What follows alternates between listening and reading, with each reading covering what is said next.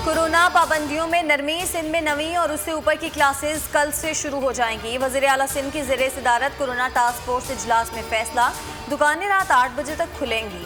दुकानदारों को वैक्सीनेशन लाजमी कराना होगी। आउटडोर डाइनिंग रात 12 बजे तक खोलने का ऐलान। साहिल और सैलून भी SOPs के तहत खुल जाएंगे। 2 हफ्ते बाद आउटडोर शादियों की इजाज़त होगी। वफाकी सरकारी तालीमी इदारों के तलबा के लिए बड़ी खबर। पहली से चौथी, छठी और 7वीं क्लास को बगैर इम्तिहान प्रमोट करने का फैसला। 5वीं और 8वीं के इम्तिहानात लिए जाएंगे। वजारत तालीम ने मंजूरी दे दी। मुल्क में कोरोना से मजीद 76 अमवात, 1629 नए cases report. Karachi expo centre में हॉल नंबर 3 भी फाल कर दिया गया। 7 साल से विफाक ने सिंध को कोई नई स्कीम नहीं दी। इस बार भी बजट में सूबे को नजरअंदाज किया जा रहा है। विफाक को खत लिखा तो लगता है बहरे लोगों से बात कर रहा हूँ। वज़ीर आला मुराद अली शाह ने शिकायतों के ढेर लगा दिए। कहा विफाकी हुकूमत सिंध के साथ तासुब बरत रही है। पानी के मामले पर भी सिंध से ज्यादती हो रही है। पंजाब में सड़कों के मंसूबों के लिए पैसे दिए। पीपल्स पार्टी कौम परस्ती और तासुब पर उतर आई है। पानी और दीगर इशूज़ पर जज्बात उभारने की कोशिश की जा रही है। अवाम सिम कार्ड के इस्तेमाल से तंग आ चुके हैं। वफाकी वजीर असद उमर का मुराद अली शाह की न्यूज़ कॉन्फ्रेंस पर रद्द-ए-अमल। कहा सिंध के साथ इम्तियाजी सलूक नहीं किया जा रहा। सूबे के तरक्याती मनसूबों के लिए वफाक ने रिकॉर्ड फंड्स फराहम किए। वफाकी हुकूमत आवाम के लिए पैसे खर्च करेगी, सिंध हुकूमत के लिए नहीं।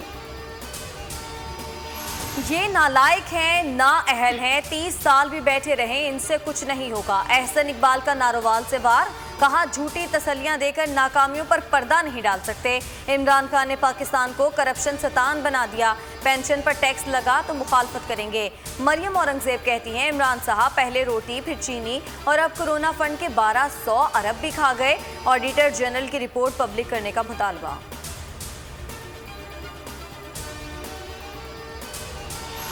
जब क़यादत और वज़रा करप्ट हों तो मुल्क का दिवालिया निकल जाता है। निचले तबके के मुलाजमीन रिश्वत लेते हैं तो शहरियों के लिए मसाइल पैदा होते हैं। शहरी रिश्वत की रकम अपने ऊपर टैक्स तस्वुर करता है। वज़ीर आज़म इमरान खान का ट्वीट। लोग MNA और वजीर बनना चाहते हैं। मैं इन लालचों से बालतर हो गया हूं। अब जितने दिन भी सियासत करूंगा किसी बड़े मकसद के लिए करूंगा। वजीर खारजा शाह महमूद कुरैशी की मुल्तान में मीडिया से गुफ्तगू। कहा हम रहें ना रहें जनूबी पंजाब का ख्वाब अब कोई चुरा नहीं सकता। जनूबी पंजाब के फंड्स दीगर इलाकों में नहीं जाएंगे। इमरान खान मुकद्दर के सिकंदर हैं। उनके खिलाफ कोई ऑपोजिशन नहीं देख रहा है। ऐसी नालायक, नाअहल और निकम्मी ऑपोजिशन नहीं देखी। शेख रशीद की मीडिया से गुफ्तगू। बोले नवाज शरीफ हुकूमत को गोली देने में कामयाब हो गए। शहबाज शरीफ ने ECL से नाम निकालने के लिए दरख्वास्त नहीं दी। बजट पर तरीन ग्रुप के तमाम वोट इमरान खान के हक में पड़ेंगे। बजट आवाम दोस्त होगा। तनख्वाहों और पेंशन में इजाफा होगा। लाहौर में पुलिस कांस्टेबल को गाड़ी से कुचलने वाला मुलजिम नौसरेबाज निकला। कई लोगों को चूना लगा चुका है। हमजा का 3 रोज़ा जिस्मानी रिमांड हासिल कर लिया गया। दौरान तफ्तीश मुलजिम का गाड़ी में 2.5 करोड़ रुपए मौजूदगी का दावा। पुलिस का कहना है गाड़ी मुकम्मल जल चुकी थी। रकम का कोई इल्म नहीं। मुलजिम फैसलाबाद में टेक्सटाइल मिल का मालिक है।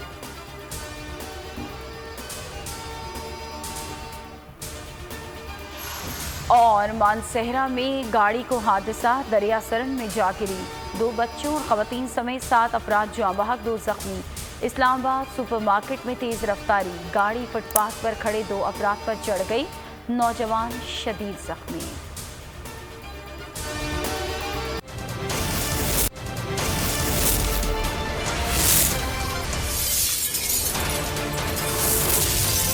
News headquarter.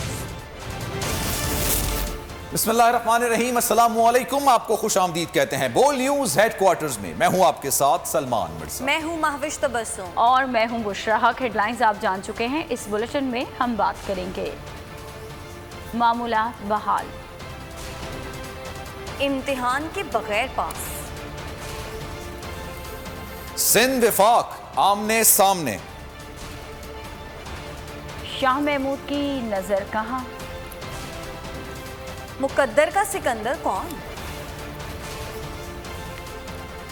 बाजी और चाचा खामोश, और नौसरबाज गिरफ्त में। ये सब आपको बताएंगे, लेकिन बुलेटिन के आगाज में आपको खबर दें, सिंध में कल से नवी जमात से यूनिवर्सिटी तक तदरीसी अमल बहाल कर दिया गया। दुकानें भी रात 8 बजे तक खुली रखी जा सकेंगी। साहली मकामात और सैलून भी खोलने का ऐलान। 2 हफ्तों बाद शादी हॉल्स खोलने और आउटडोर शादियों की भी इजाजत होगी। Sindh corona virus task force ने बड़े फैसले कर लिए।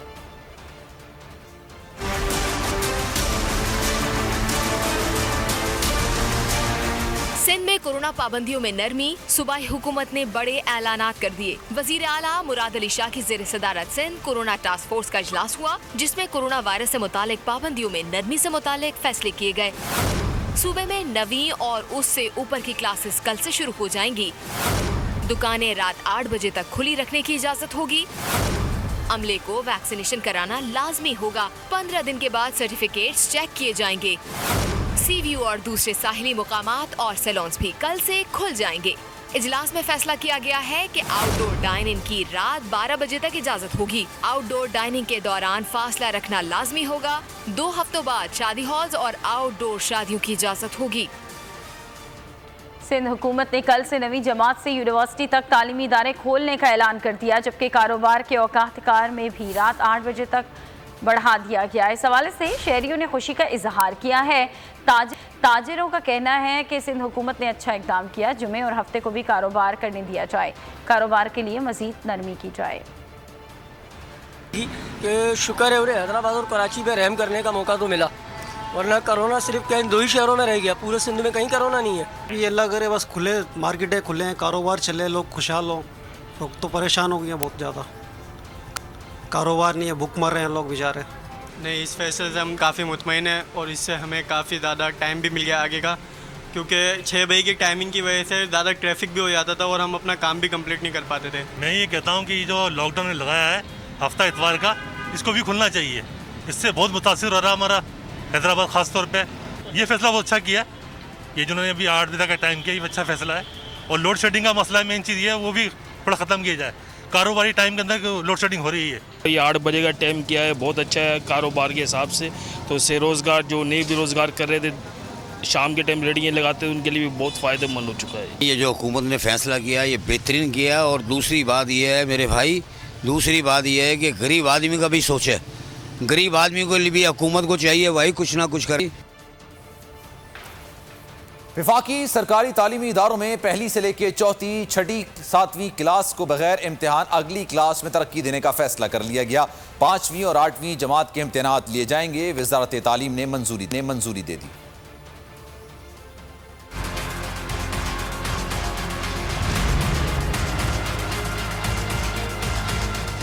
विफाकी तालीमी इदारों के तलबा के लिए बड़ी खबर, बगैर इम्तिहानात अगली जमातों में तरक्की देने का फैसला।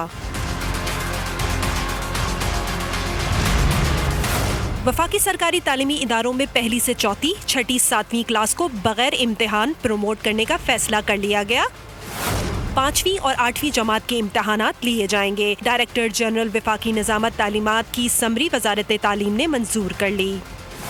5वीं और 8वीं के सेंट्रलाइज्ड इम्तिहानात का शेड्यूल वफाकी निज़ामत तालीम जारी करेगा। तलबा को गुज़िश्ता साल के नताइज की बुनियाद पर तरक्की दी जाएगी।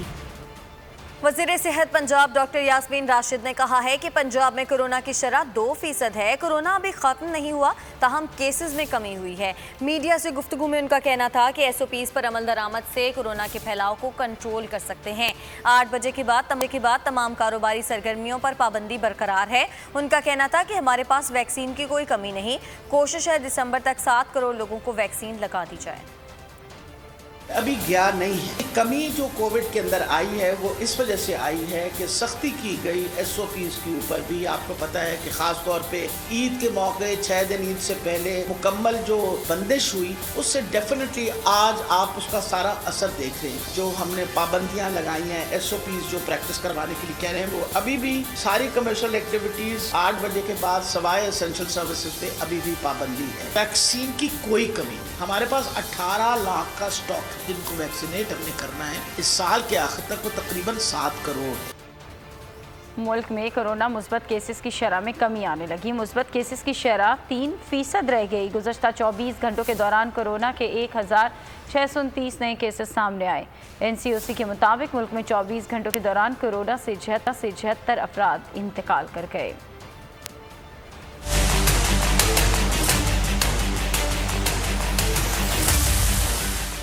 मुल्क में कोरोना की वबा फिर थमने लगी। मस्बत केसेस की शरह सिर्फ 3% रह गई। National command and operation centre के मुताबिक गुज़श्ता रोज कोरोना के 52,427 टेस्ट किए गए, जिनमें से सिर्फ 1,629 टेस्ट मस्बत आए। कोरोना केसेस की शरह 3.10% रही। मुल्क में 24 घंटों में कोरोना से 76 अफराद इंतकाल कर गए। मुल्क में कोरोना वायरस से जाँ बहक अफराद की कुल तादाद 21,265 हो गई। 7 साल से विफाक ने सिंध को कोई नई स्कीम नहीं दी। इस बार भी बजट में सूबे को नजरअंदाज किया जा रहा है। विफाक को खत लिखा तो लगता है कि बहरे लोगों से बात कर रहा हूं। वजीर आला सिंध मुराद अली शाह ने शिकायतों के ढेर लगा दिए। कहा विफाक की हुकूमत सिंध के साथ तासुब बरत रही है। पंजाब में सड़कों के मंसूबों के लिए विफाक ने पैसे दिए।